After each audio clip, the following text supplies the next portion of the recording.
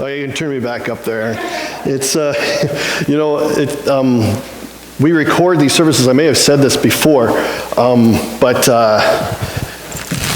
in recording one of the services or in going over it on the laptop, there was a chunk where I was leading singing here, and I heard myself, and it's like, oh man. And makes you feel a little nervous all of a sudden when you're doing this. And so anyway, I've been very fortunate that between Darlene and Kara, and now Ron and Helen will be back next week too. And so that'll be, well, you're probably equally excited for that.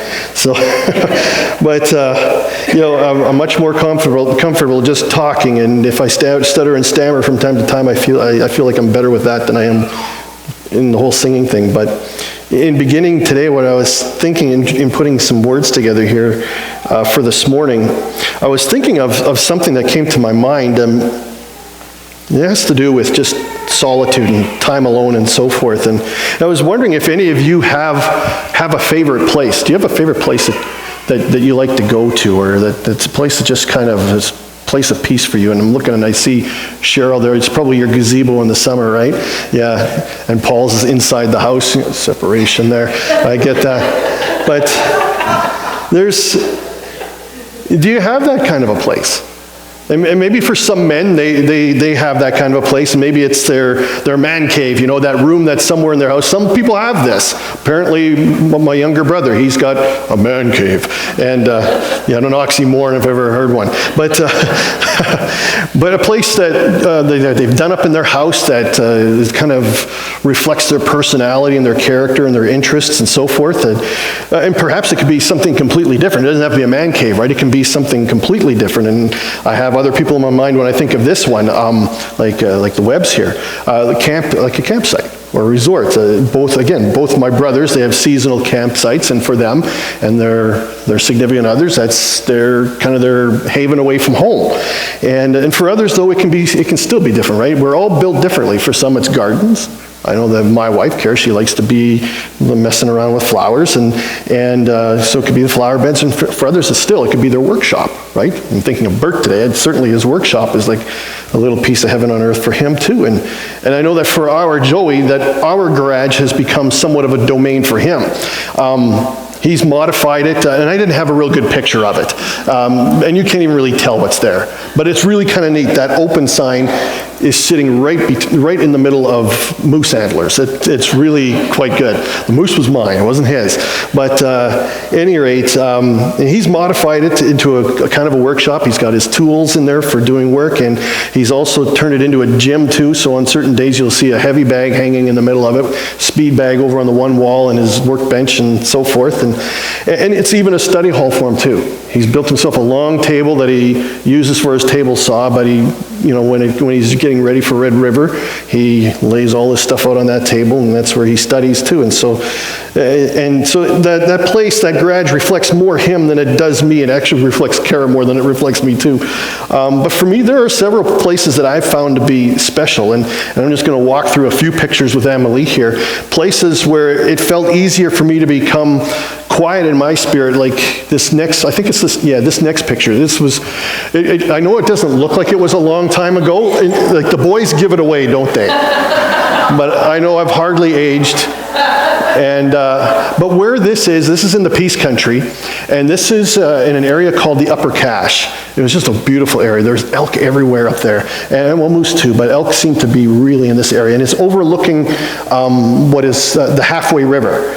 And on a clear day, which we didn't have on that day, you could see the mountains in the distance. It was just a beautiful place, and every time we would go out, whether it be hunting or even just a country drive, we would find our way up there, and it was kind of a goat road that you had to take to get up to that place.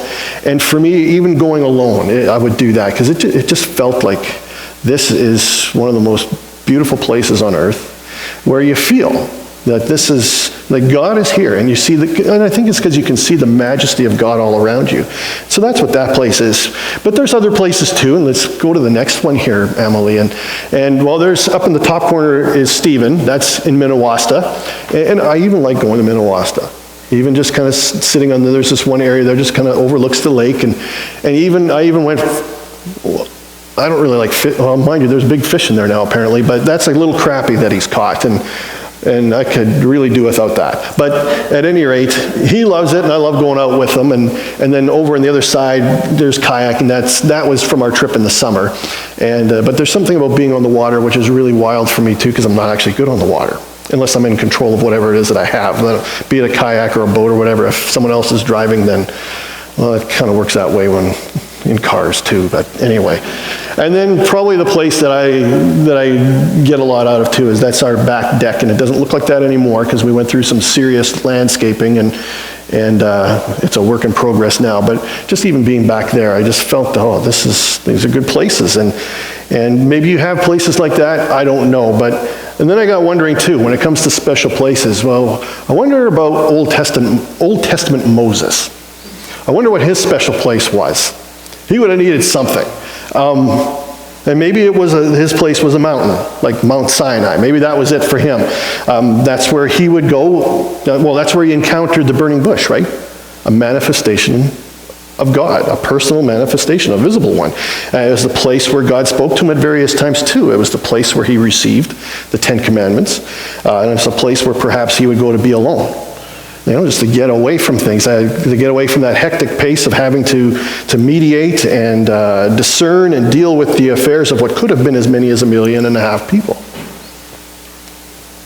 And maybe for those who heard Jesus' Sermon on the Mount, from the gospel reading that Tim had read, Sermon on the Mount, that has the Beatitudes within it. Maybe that location, I wonder if that location had become special to some of the people who had been in attendance on the day in which he delivered that message. I wonder. And the exact location where Jesus shared the Beatitudes from, the exact location isn't 100% certain. They think that they have a pretty good understanding, like some of the scholars, being that it may have been a place called Mount Aramis. And I wonder, had that place become a special place for those who were in attendance on that day when Jesus said these words, when he had said, "Blessed are the poor in spirit, for theirs is the kingdom of heaven. Blessed are those who mourn, for they shall be comforted. Blessed are the meek, for they shall inherit the earth. Blessed are those who hunger and thirst for righteousness, for they shall be satisfied." And there was more that Jesus had said on that day too. I like solitude. I need time for myself. I know that I need that, to sit and to think or to rest and just be quiet. And some of the places that I mentioned earlier, for me, those places were conducive for the solitude that I know I need. And so when I ask you whether you have places like that, I ask that question with something more in mind behind that question. A specific location really isn't all that important. It isn't the be-all and end-all. The greater point, I think, is that we establish a discipline within our lives, a discipline of solitude, where we are able to be alone with our thoughts. And sometimes that's a scary place to be. But we need those times, I believe, to be alone with God, to pray and listen. And that kind of time, it might include something too. It might include working at something. It could be in the workshop. It could be in the garden. It could even include reading or listening to music. Whatever assists you in creating a discipline of solitude, your alone time with God, you need it. You absolutely need it. I need it. Followers of Jesus cannot go without that. And I know that most of you are familiar with these often recited verses from Jeremiah. If you remember, it was last Sunday. I used these words in last Sunday's benediction from Jeremiah. "For I know the plans I have for you, declares the Lord, plans for welfare and not for evil, to give you a future and a hope. Then you will call upon me and come and pray to me, and I will hear you. You will seek me and find me when you seek me with all your heart. You will seek me and you will find me." And I just don't think that seeking can happen without the discipline of solitude. How do you find anything if you're not intentionally wanting to find what that anything is? And I think there is something very real that happens when you invest yourself into fostering a relationship that is most important to you. And just think of the people who are most dear to you right now.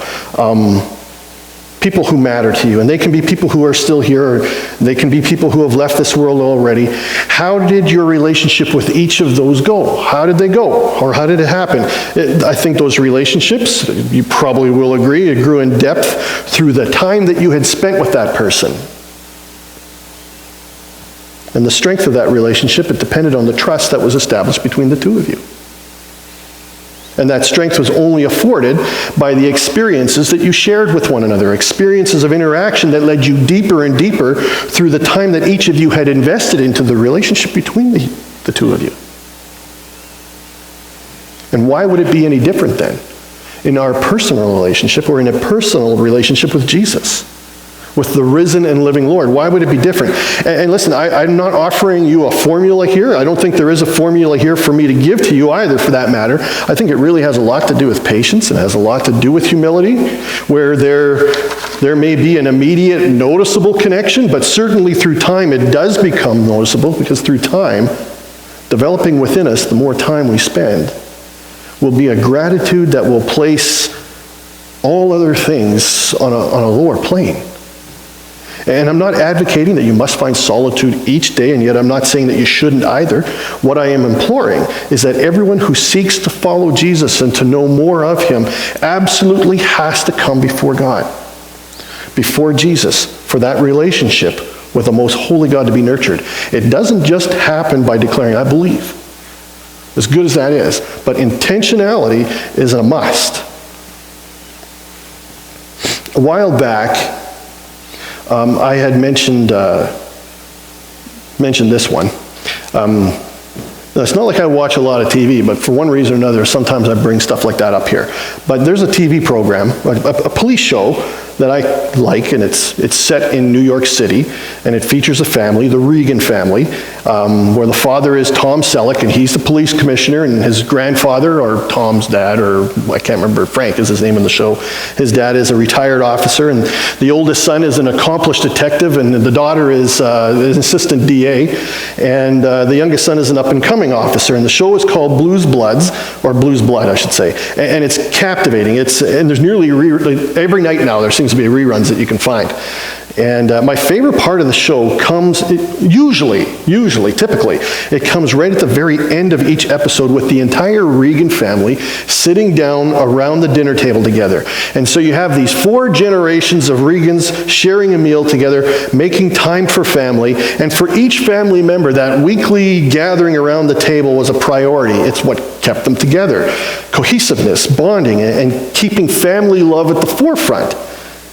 And every family member made that family dinner a commitment to keep. And perhaps they even looked forward to that time around the dinner table after a long week. I can't wait to get there.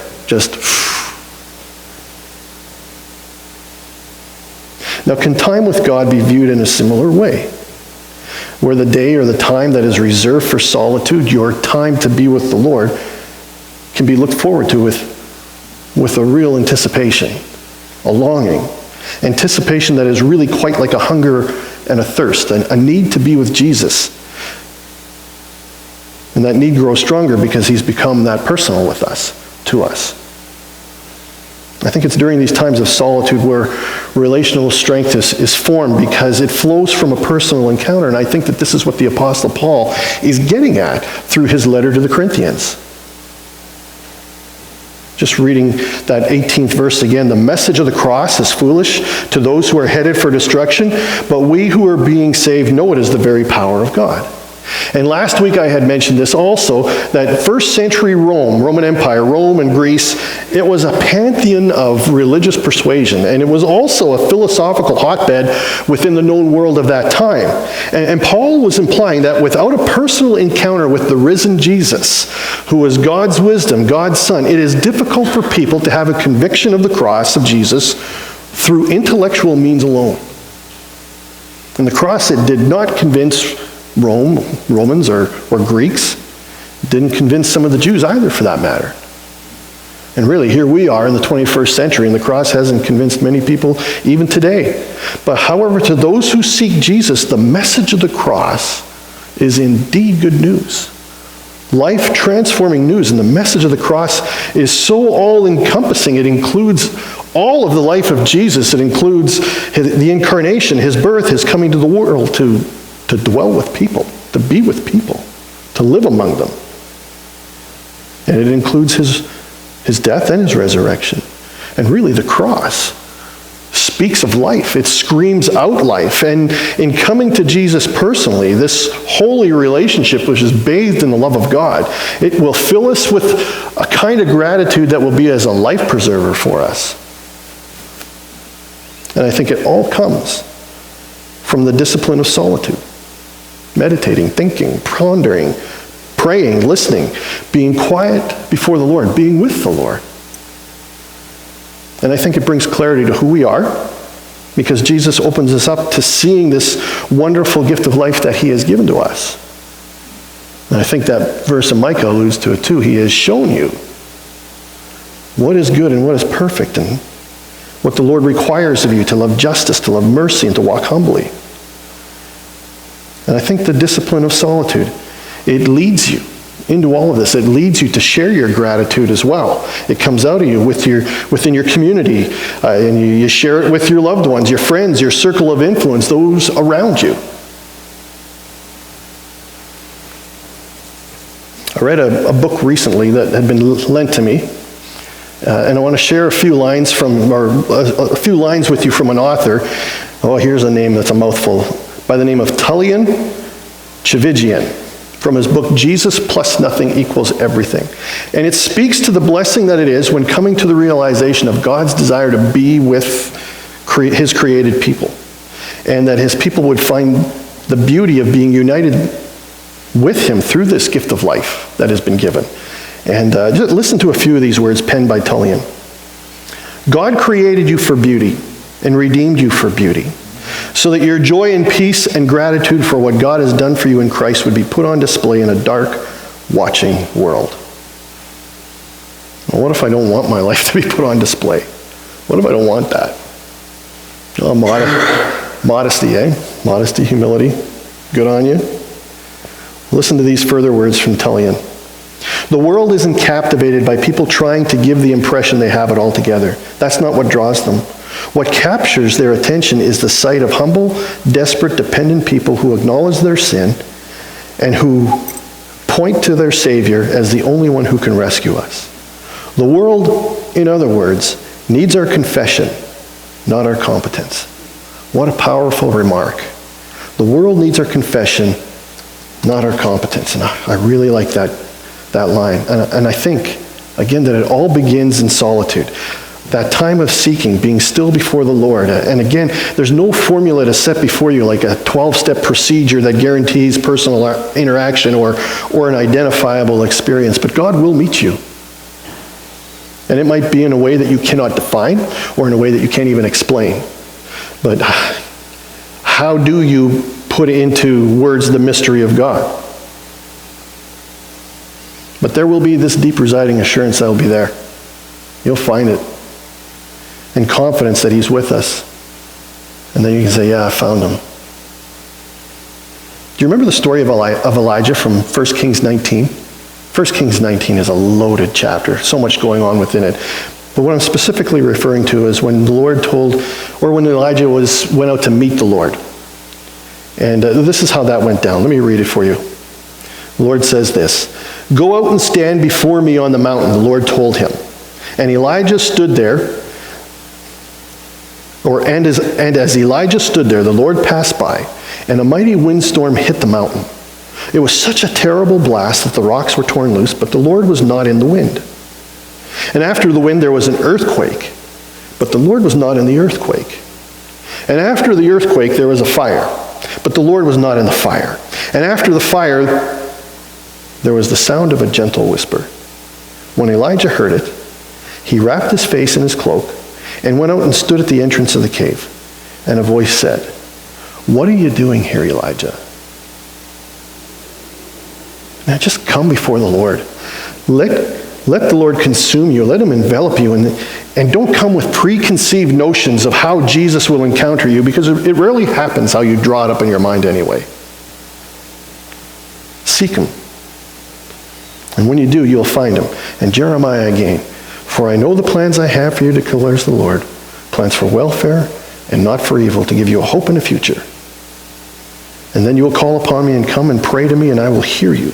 You will seek me and find me when you seek me with all of your heart."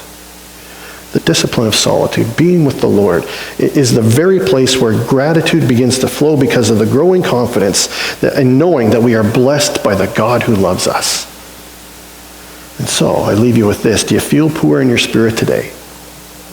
If you do, know this, that yours is the kingdom of God, the kingdom of heaven. Do you mourn? Well, you'll be comforted. You feel alone? Maybe frail? Vulnerable? You'll inherit the earth, meaning that God will give you all that you need and more. And do you long for the Lord? Hunger and thirst for his holiness, and don't worry about that either, because you will be satisfied. You'll find him. Or maybe you're in need of mercy today. Who doesn't need mercy? And God is all about mercy. And he'll grant you mercy always. And do you long in your heart to stay close to God? You will. You'll see him. And why? Because you are sons and daughters of the Most High. And there is nothing that will change this. And all this we discover and more when we come before the Lord and nurture the relationship. Let him nurture the relationship with us, that relationship that matters the most. So, take the time and make the time. And in saying all of that, we're going to come before the Lord and before the table of the Lord as we share in communion again, where we're reminded again of the beauty of that relationship that we have, of the love of God. It's all part of what we're talking about here too. This gratitude that we come before the Lord, where all we can say is thank you, but knowing that God has graciously given, freely given, and willingly gave too. All because he loves you and he loves me. Amen to that. So I'm going to ask if Darlene would lead us in song, I Come to the Cross.